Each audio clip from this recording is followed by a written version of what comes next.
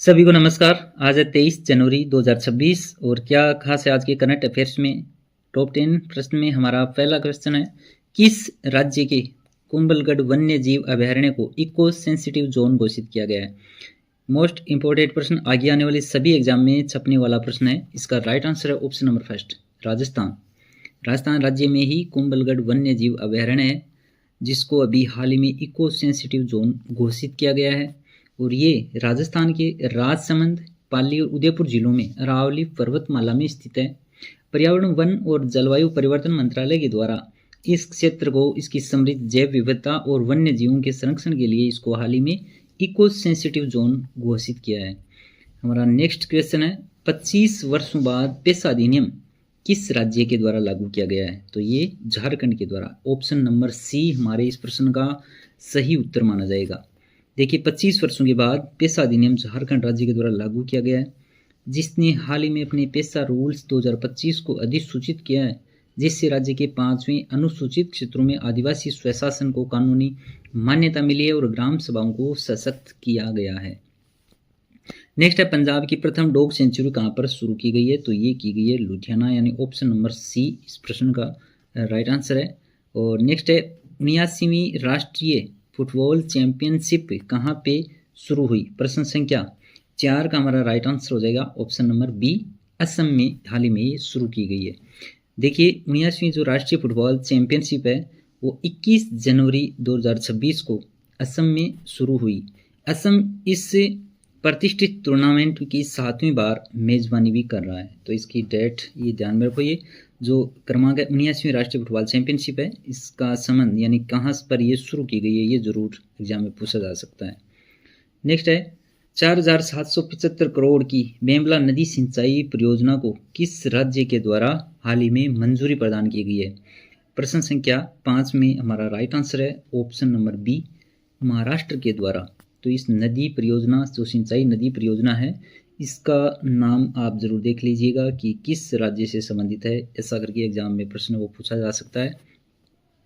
इसकी जो राशि है, कितने करोड़ का जो बजट है, वो भी इम्पोर्टेंट है। तो महाराष्ट्र राज्य के द्वारा इसे मंजूरी दी है, जो यवतमाल जिले में सिंचाई क्षमता का विस्तार करेगी और किसानों को लाभ पहुंचाएगी।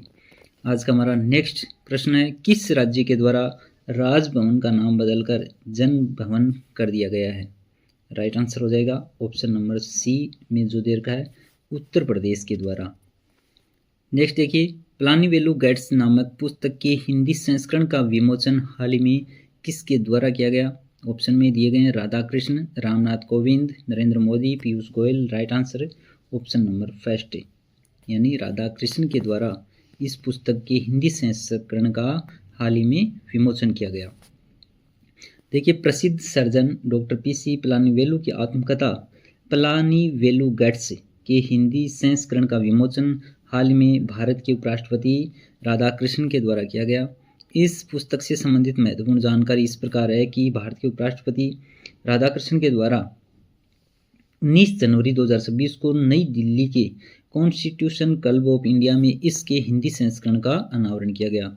लेखक कौन है? यह पुस्तक प्रख्यात लेप्रोस्कोपिक सर्जन और जेम हॉस्पिटल के संस्थापक डॉक्टर सी पलानीवेलु की आत्मकथा है। इसका क्या महत्व है? उपराष्ट्रपति ने इस पुस्तक को चिकित्सा क्षेत्र में साहस, दृढ़ता और नैतिक नवाचार का एक प्रेरणादायक प्रमाण भी बताया है। नेक्स्ट हमारा प्रश्न है, ब्रिक्स नेटवर्क यूनिवर्सिटी में शामिल होने वाला एकमात्र राजकीय कृषि विश्वविद्यालय कौन सा बन गया है? Right answer option number B, Chandrashekhar Azad Krishi Vishwavidyalaya, जो ब्रिक्स नेटवर्क यूनिवर्सिटी में शामिल होने वाला एकमात्र राजकीय कृषि विश्वविद्यालय बना है। नेक्स्ट देखिए, हाल ही में जारी एशिया मैन्युफैक्चरिंग इंडेक्स 2026 में भारत कौन से स्थान पर रहा? ऐसे प्रश्न एग्जाम में पूछे जाते हैं। राइट आंसर है ऑप्शन नंबर सी, ये 6ठे स्थान पर इस इंडेक्स में रहा है। देखिए, भारत की रैंकिंग, भारत 11 प्रमुख एशियाई देशों की सूची में 6ठे स्थान पर स्थिर हुआ। शीर्ष देश चीन लगातार तीसरे वर्ष पहले स्कोर पर बरकरार रहा। अन्य प्रमुख रैंकिंग में देखें तो मलेशिया दूसरे स्थान पर और वियतनाम तीसरे पे, सिंगापुर चौथे पे, दक्षिण कोरिया 5वें स्थान पर और 6ठे पे हमारा देश भारत। जारी कौन करता है? यह इंडेक्स हांगकांग स्थित सलाहकार firm Tejan Sira and associates द्वारा जारी किया जाता है।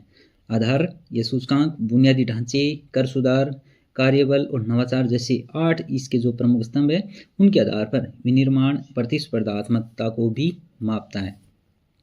आज का हमारा अंतिम प्रश्न है, अमृत का प्याला राम जन्मभूमि चुनौती और प्रतिक्रिया नामक पुस्तक का विमोचन हाल ही में किसके द्वारा किया गया? इसका भी राइट आंसर हो जाएगा राधा कृष्ण। तो हमें पुस्तकों से संबंधित भी इससे प्रश्नों में 2 प्रश्न देखे हैं और प्रत्येक एग्जाम में चर्चित जो नवीनतम पुस्तकें हैं वो पूछी जाती हैं, तो ये भी आप ध्यान में रखिएगा कि कौन सी पुस्तक किसके द्वारा विमोचन किया गया और उसके लेखक का नाम जरूर ध्यान में रखना है। हम मिलेंगे अगली क्लास में। Thank you.